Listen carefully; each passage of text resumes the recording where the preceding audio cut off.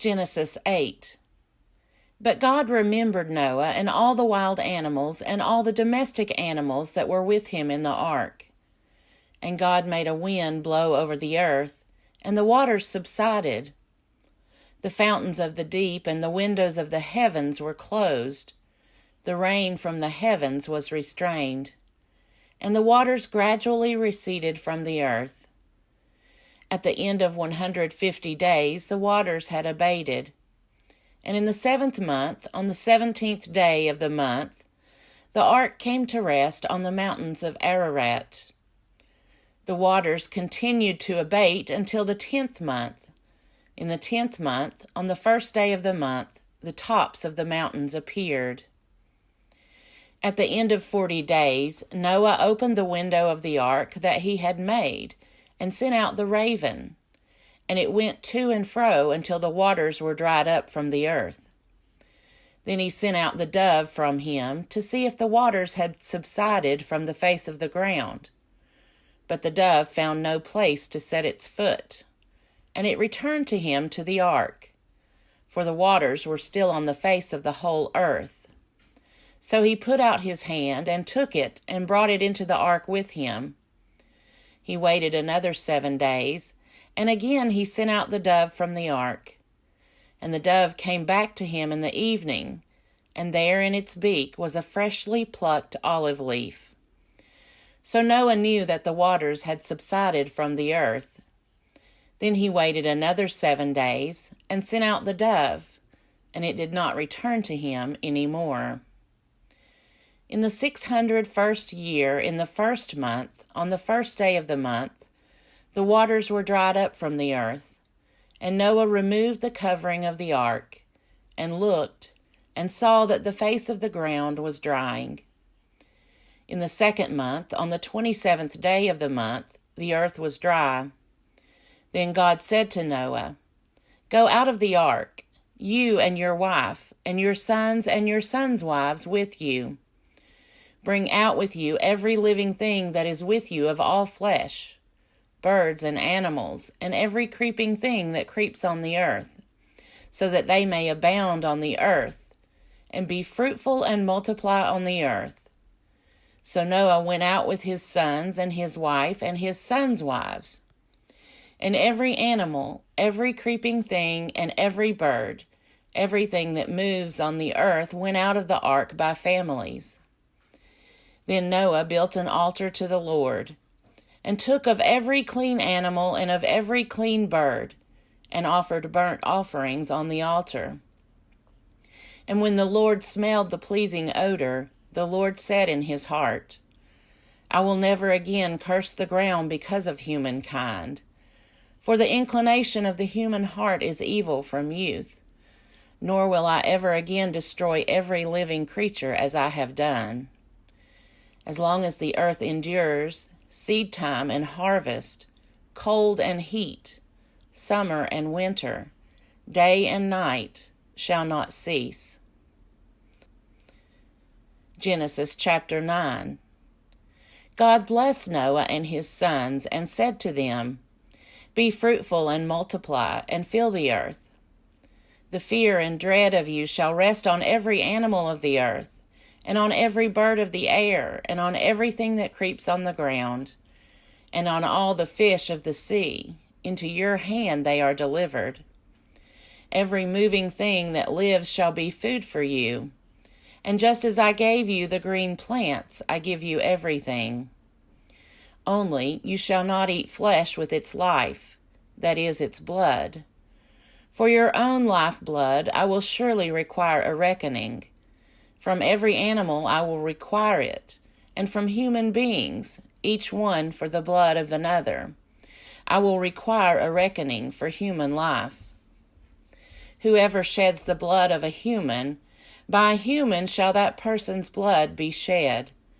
For in his own image God made humankind. And you, be fruitful and multiply, abound on the earth and multiply in it."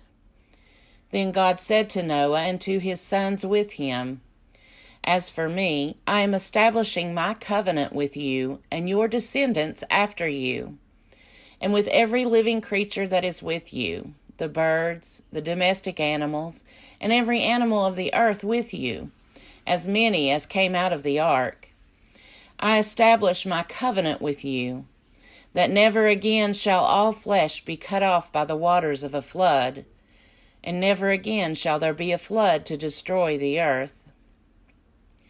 God said, "This is the sign of the covenant that I make between me and you and every living creature that is with you, for all future generations. I have set my bow in the clouds, and it shall be a sign of the covenant between me and the earth. When I bring clouds over the earth, and the bow is seen in the clouds, I will remember my covenant that is between me and you and every living creature of all flesh. And the waters shall never again become a flood to destroy all flesh. When the bow is in the clouds, I will see it and remember the everlasting covenant between God and every living creature of all flesh that is on the earth." God said to Noah, "This is the sign of the covenant that I have established between me and all flesh that is on the earth." The sons of Noah who went out of the ark were Shem, Ham, and Japheth. Ham was the father of Canaan. These three were the sons of Noah, and from these the whole earth was peopled. Noah, a man of the soil, was the first to plant a vineyard. He drank some of the wine and became drunk, and he lay uncovered in his tent.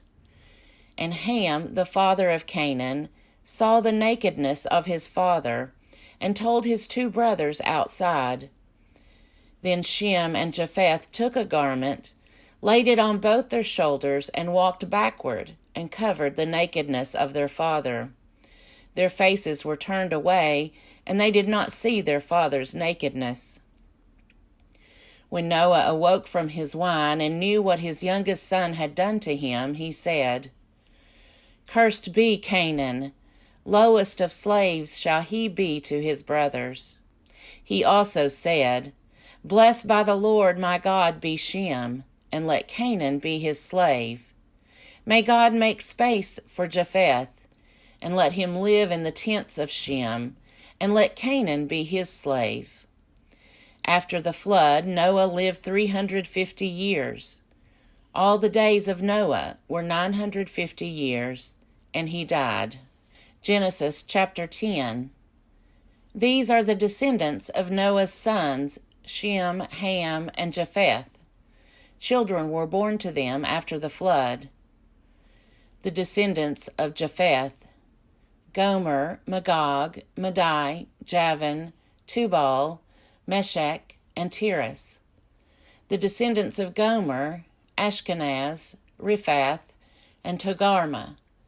The descendants of Javan: Elisha, Tarshish, Kittim, and Rodanim.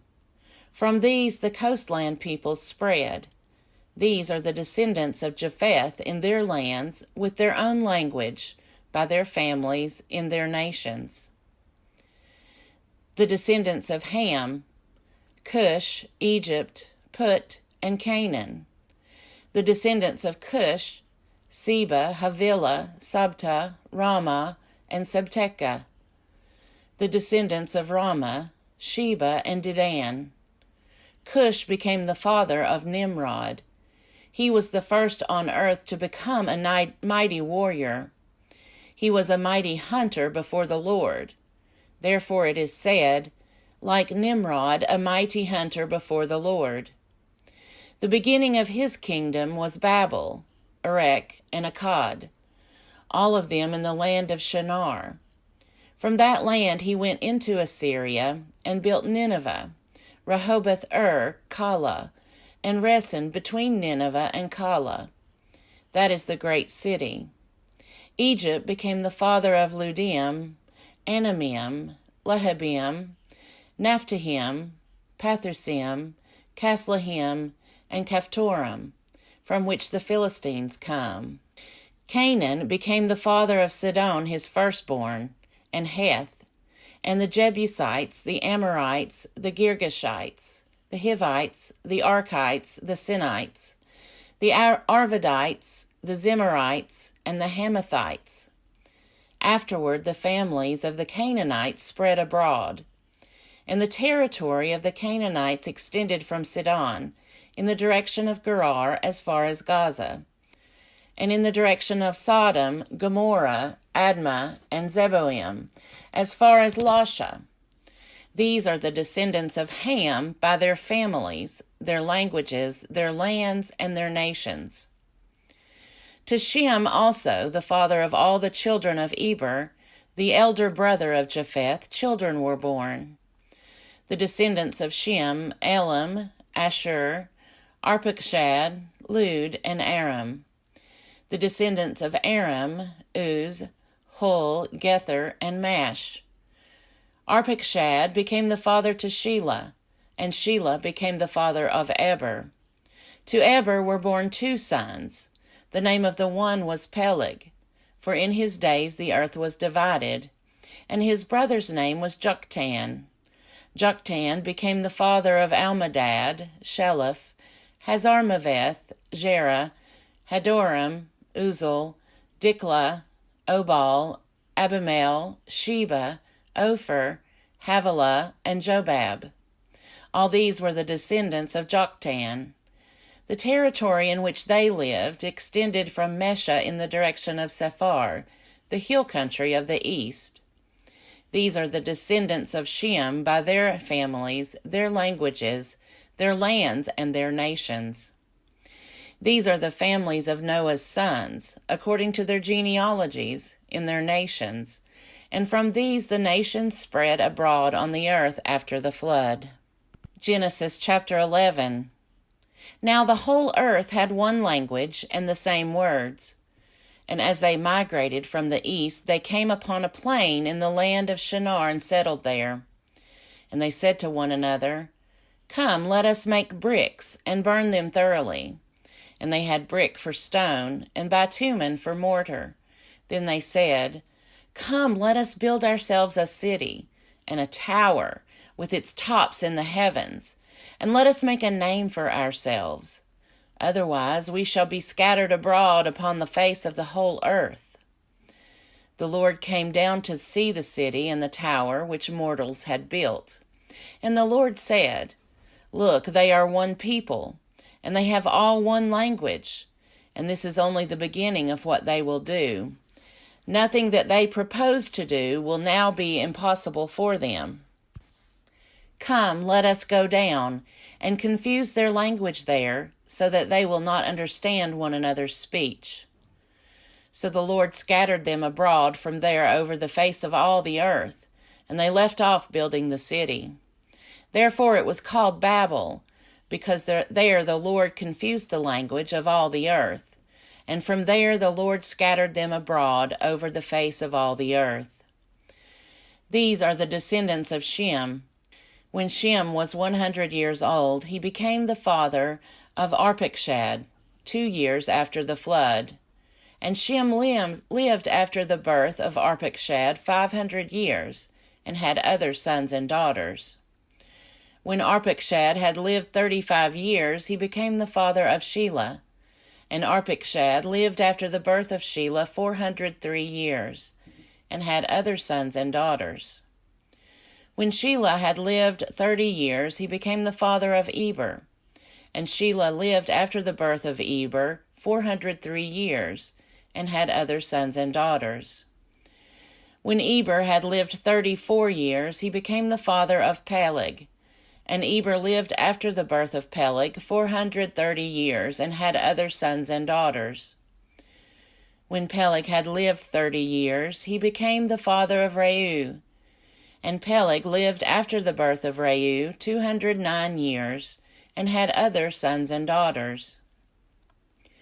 When Reu had lived 32 years, he became the father of Serug. And Reu lived after the birth of Serug 207 years, and had other sons and daughters. When Serug had lived 30 years, he became the father of Nahor. And Serug lived after the birth of Nahor 200 years, and had other sons and daughters. When Nahor had lived 29 years, he became the father of Terah. And Nahor lived after the birth of Terah 119 years, and had other sons and daughters. When Terah had lived 70 years, he became the father of Abram, Nahor, and Haran. Now these are the descendants of Terah. Terah was the father of Abram, Nahor, and Haran. And Haran was the father of Lot. Haran died before his father Terah in the land of his birth, in Ur of the Chaldeans. Abram and Nahor took wives. The name of Abram's wife was Sarah, and the name of Nahor's wife was Milcah. She was the daughter of Haran, the father of Milcah and Iscah. Now Sarah was barren; she had no child. Terah took his son Abram and his grandson Lot, son of Haran, and his daughter-in-law Sarah, and his son Abram's wife, and they went out together from Ur of the Chaldeans to go into the land of Canaan. But when they came to Haran, they settled there. The days of Terah were 205 years, and Terah died in Haran.